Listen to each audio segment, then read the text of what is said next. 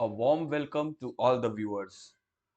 In today's session of Tourism and Hospitality Research, we are going to discuss an important concept, that is confirmatory tetrad analysis. What is this concept? When it should be used?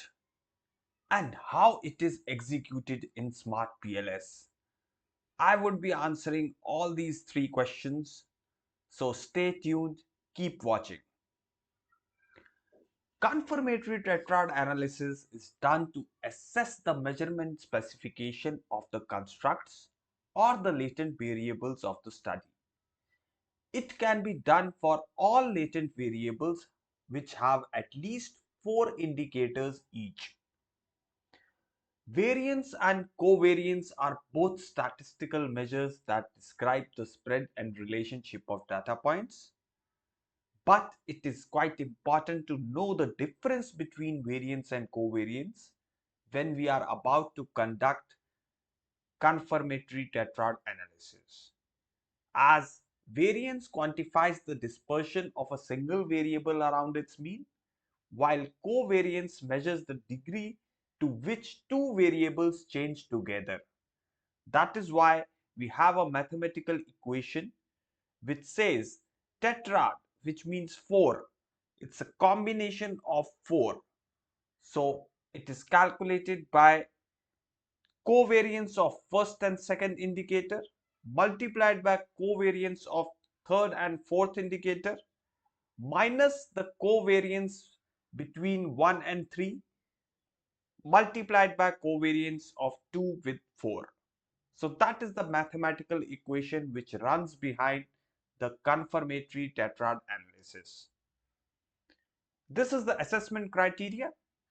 If 80% of the tetrads have p-value greater than 0.05, that is insignificant p-value, and confidence intervals lower limit and upper limit have a 0 in between, then it indicates a reflective construct.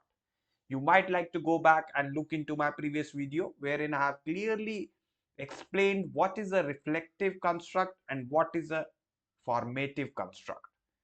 You must recall that in Amos, we are just able to analyze the reflective constructs, but SmartPLS has a special feature wherein we can analyze formative as well as reflective constructs. Now, these are the useful resources. One is by Bolan et al. 2000, a tetrad test for causal indicators, and the other is by Gudergan et al. 2008, confirmatory tetrad analysis in PLS path modeling. So let us go ahead and see how this is practically assessed in SmartPLS. So here we are in our model, the same model which we have been seeing through all our examples: food quality, cultural authenticity, service quality, value for money, and behavioral intention. Now, the authors have proposed that confirmatory tetrad analysis should be used when you are unsure about the nature of the measurement specification of the indicators. But if you have a strong theoretical backing, a strong theoretical support behind making these indicators as reflective or formative, then you can go ahead without confirming it with confirmatory tetrad analysis. In case you are in a doubt, then you can run CTA to resolve your doubt and assess whether they are formative or they are reflective indicators. So in this simple multiple linear regression model which you see over here, 4 independent latent variables are predicting the dependent latent variable, which is behavioral intention, and all of them have been marked on reflective.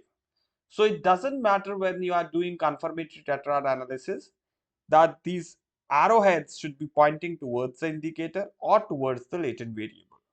Because we are doing confirmatory tetrad analysis, that will suggest us whether they have to be pointing towards the indicator, that means reflective in nature, or whether these have to be pointing towards the latent variable, which will signify it as a formative indicator. So let us go ahead and do that process. You go to calculate, click on confirmatory tetrad analysis. Subsamples, you should keep it 5,000 at least. You can go with 10,000 also. Click on do parallel processing to fasten the process. Click on two-tailed, significance level is 0.05. Start calculation. Now, it will do lot of bootstrapping, so it will take some time. You see, it's going fast, but still it will take some time to produce the results. Once we have the results, I'll show you how to assess whether those indicators of a latent variable are formative or reflective in nature. So it's almost done, and once it's done, it will open up the report in front of us. So you see the report is open, and you have these latent variables, all 5 latent variables. Behavioral intention, which was the dependent one, CA, FQ, SQ and VM are the independent latent variables. Now let us check it for the dependent variable behavioral intention. So the tetrads which are formed is one tetrad and the second tetrad, you see over here. Now we have to check the p-value. It is significant. That means it is a formative construct because the p-value is significant. Let us see the confidence interval lower and upper limit. There is no zero coming in between the limits, so it is formative in nature. Let us check it for cultural authenticity. Again, the p-value is below 0.05. Second tetrad of cultural authenticity, p-value is below 0.05. And there's no zero coming in between confidence interval lower and upper limit. So again, it's formative in nature. Let us check it for food quality. Now you see for food quality, the p-value is above 0.05. That means it is insignificant. And there's a zero coming in between lower limit and the upper limit. Zero coming in between the lower limit and the upper limit for the second tetrad of food quality as well. That signifies it as a reflective construct.